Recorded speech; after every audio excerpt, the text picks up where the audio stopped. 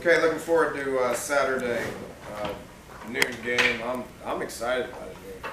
I don't know about you guys, but this time of the year is a good time for a noon game. It's going to be the warmest part of the day. It's going to, it's after daylight savings ends, so it's not really like it's really that early. It gets dark at like 5 o'clock or something like that now, anyway. So it's kind of like a 3 o'clock game earlier in the year, right? So I think it should be good. It should be awesome. I hear that this is a sellout, which is great. Students have requested a lot of tickets, which is great. Appreciate the support from everybody. It's what is it, True Blue? Everybody wear blue. I'm wearing blue, so everybody wear blue. That's great. So it's a good weekend ahead. Looking forward to Saturday. Got quality opponent, unbelievable program. That we get to play on Saturday.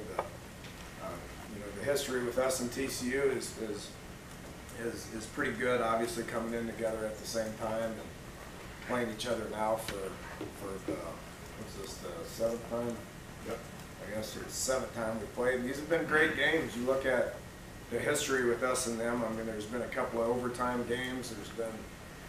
There's been some last-second field goal games. I mean, they've been wars now. And both programs with really pretty much the same tradition of being, kind of in the group of 5 discussion and winning a lot of football games in the respective conferences of the Mountain West and the Big East. And don't forget they joined the Big East for a couple months, and then they went to the Big 12, and then we followed their lead and went to the Big 12. So a lot of history between the two programs, and got the utmost respect for Gary Patterson, elder statesman in our conference. Been there, I think, 18 years or so as the head coach, but been there longer than that, and has done as good a job as anybody in college football over that span. So, defensive minded, not a better defensive coordinator in the country than Gary. And this year is no different when it comes to that side of the ball. They haven't had the ball bounce their way, which happens periodically. It's happened to us, obviously. And it's kind of happened to them a couple of times this year, but it's not like they don't play anybody. I mean, you can win games, and when the ball doesn't bounce your way that way. But in the Big 12, it's a little harder.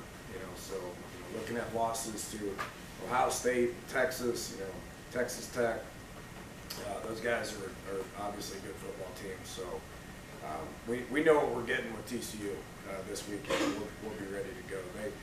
They're still first, second, dang near every defensive category that exists in the Big 12. They're really good up front, even though they've lost some guys to some injuries, whether it's a D-line or safety or linebacker. They're still replacing those guys with good quality players. So same scheme, same coaches, continuity, doing a really good job of playing defense. And it's always been hard to move the ball on them. It's always been hard to scheme them up and play against them. They get up, they do a great job with their technique, and whether it's getting off blocks or rushing the passer or sound tackling,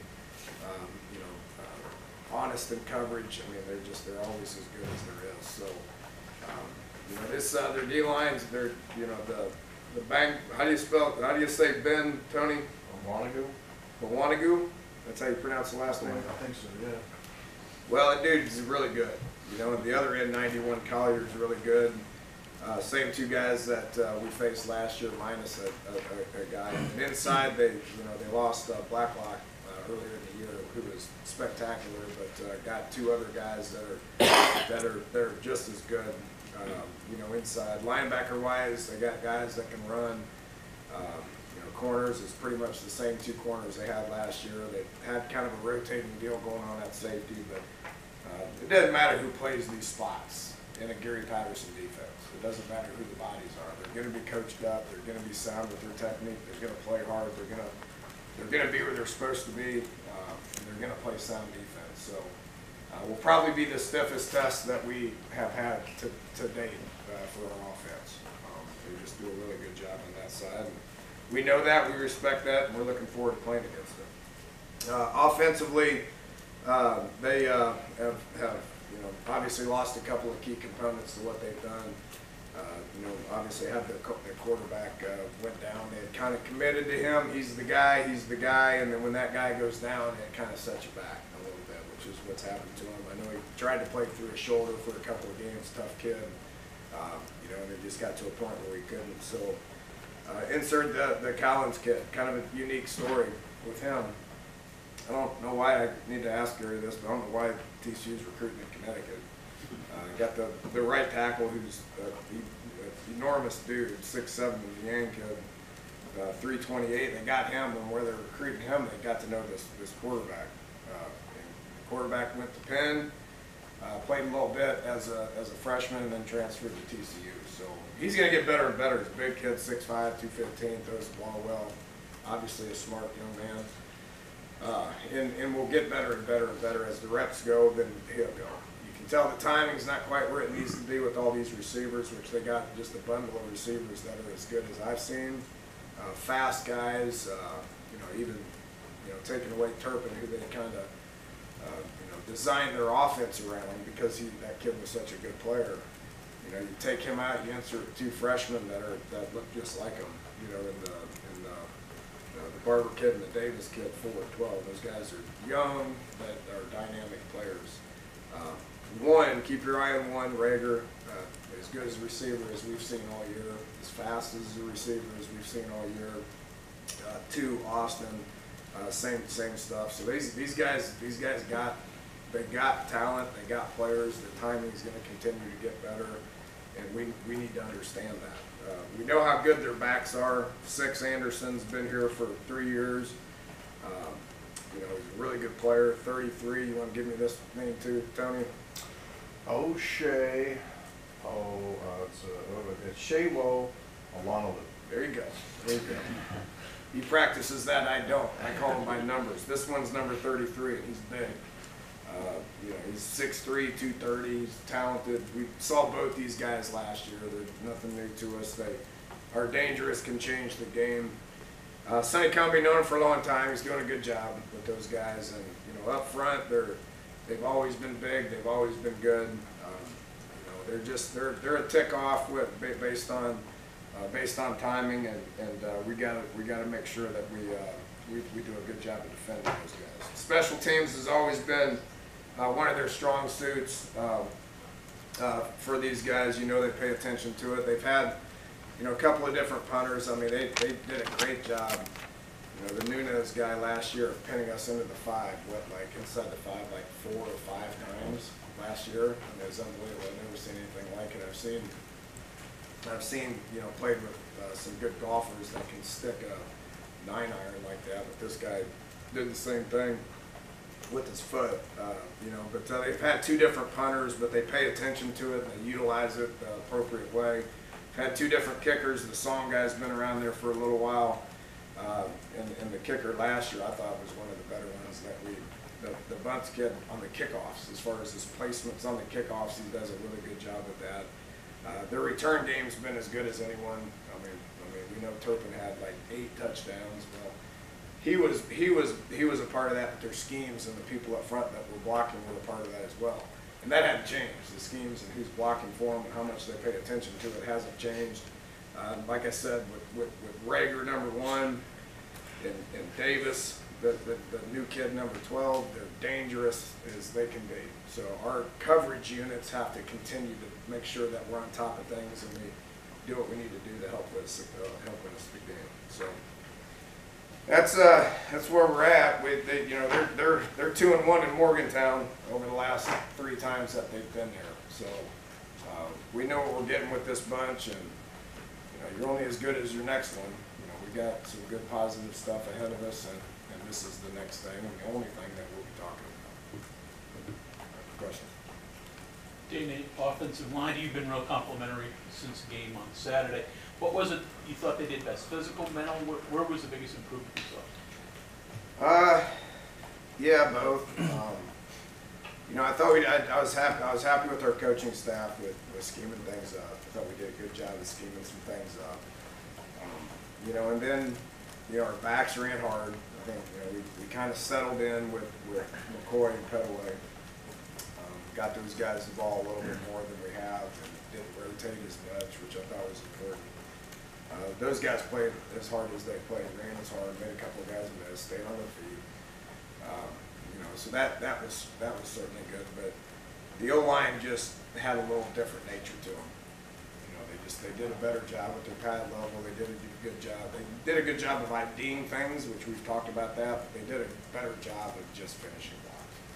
The pads were lower, and you know, I could talk about Wesco for the remainder of this press conference. I mean, he's one of, when I say O-line, I count him. You know, he's one of the 6 guys that are in the box that does a good job. This dude is blocking as good as I've seen a tight end block at this level. He's really doing that good of a job. He's getting involved in the pass game, as we all see. But they did a good job with their pad level, blocking people, finishing people, getting up to the second level, and getting on people as well. So Texas hadn't given up 200 yards rushing in like 27 games, and we were able to do that, which is why we were able to win. Speaking of Wesco, you've had him get involved more in the pass game recently, but now Javani Haskins is getting more involved the last 2 games. So what does that do when you have not 1 but 2 tight ends really getting involved? Yeah, it makes us more multiple, and it makes us harder to defend. I don't care which of our 5 skill guys that are on the field at any one time, any of them could get the ball. You know, so whether it's a tight end or, you know, Javani does a little bit more flex out stuff. He's still technically a tight end with a little bit more flex out stuff. He's able to be in the box, line up as a true tight end if we needed to. But it makes it harder for us to defend when all those guys can touch the ball. They got to cover all of them. And Javani's just now kind of coming into his own. You know, he's still young. You know, obviously redshirted, hadn't played college football yet, so is a big target that has really good hand-eye coordination and is improving with his blocking ability. So the better they get, the more we'll use them. Texas looked like it was trying to do a lot of the same stuff with drop 8 that Iowa State had. Why was this so much more successful this week against kind of a similar scheme?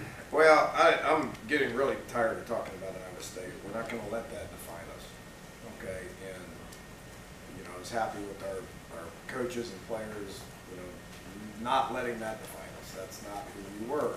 And so I thought we kind of buried that going against Baylor and playing the most complete game that we've played all year. Then you go on the road and you play another top 20 team. You know, and you play good enough to win. You know, so you know that's who we are. You know, so I think we're, you know, I mean, it's college football. Those games are going to happen. I'm tired of talking about it, but we hadn't forgot it. So we've got to respect our opponent. This is another good opportunity for that to be able to happen. TCU beat Iowa State, so that'll probably get mentioned. And we got to prepare hard and practice hard and go play hard. So I'm certain that we'll do that this Saturday. You have a big carrot you can dangle in front of this team for the remainder of the season, which is the playoff game. Do you use that at all when you start bringing in TCU? That, hey, look, you know, we've still got a lot to play for. Yeah, I mean, we talk about, we don't talk about playoff stuff. I don't know if you're referring to the CFP stuff, which we pay no attention to, or the Big 12 championship, which that's our goal.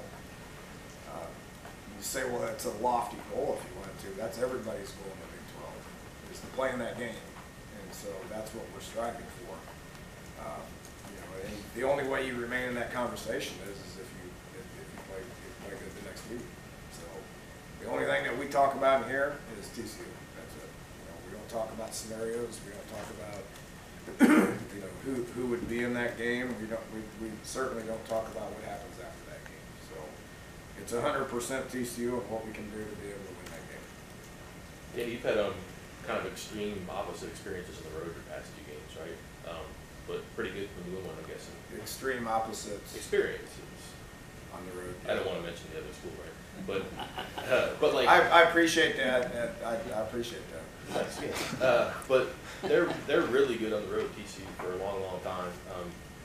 And I think you understand like what that means, but like what's the difference, I guess, in being okay on the road and being, you know, I think we've been okay on the road, too. being like season defining, program defining. You gotta win on the road. I mean, if you don't, I mean, you're gonna play 5 guaranteed, either 4 or 5 based on what year it is. So, I mean, last time I checked, about half your games every other year. So, you better be able to play on the road. We're used to doing it and winning, and they're used to doing it and winning. You don't become a perennial 10-win season program like they are without winning on the road a lot. You know, they've won twice here. Gotta get mentioned. You know, we don't. You know, we've won in Austin before. You know, so that gave us confidence going into Austin. You know, we've won in Lubbock before, so that gave us confidence going into Lubbock. It's been over a decade since we've beat 2 top 20 teams on the road. Whatever it is. So, you know, that's something that we're proud of. And the next time we go on the road, which is going to be in a week, we're going to talk about that and expect to go win. Their 2 DNs have almost half of their sacks. Are they just beating people and getting people back? Yeah, they are. They're good players. You know, it's when you're 6'5", 275, and 6'4", 250, and twitchy, you can probably get to the quarterback. So I'm glad we have 2 capable tackles that can block, and they're gonna be a handful. They're gonna be a challenge. They were last year. You know, Colton had his hands full with 15 last year, and Yadney had his hands full with 91 and the number 9 they had last year. We ended up having more sacks than 15 at the end of the year. I'm glad he's gone. They always have those pass rush guys. You know, they do a good job of recruiting them and developing them and coaching them and, you know, utilizing their technique, you know, keeping them wide, letting them do their thing. They do a good job with that. So And we got our hands full with those 2 guys. Play attached, I guess, too. So You got a tight end a little bit that can help there. yeah, we can do some of that. We hadn't done that a whole bunch. You know, Wesco spends most of his time in the backfield.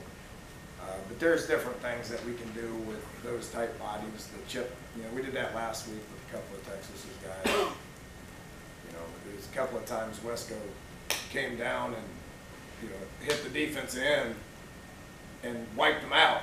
And so the tackle was just sitting there going, I don't have anything to do. I mean, because Wesco is playing so well, honestly. Watch the video. But there's some things that we can do to get the ball out quick. We don't want to sit Will back there 50 times if we don't have to with those guys coming off the edge like that. Dana, people talk about chemistry a lot. Define it. Define what chemistry is and what makes it. How does it develop? And you know, why was this team this year able to bounce back from losing a game and then to win a close game? I mean, Yeah, chemistry is it's everything. There's good teams that aren't good because chemistry is not good. You know, how do you don't just like you don't just like snap a finger and they have good morale or good chemistry or any of that. I mean, you got to develop that over time. You know, and I think we've done a good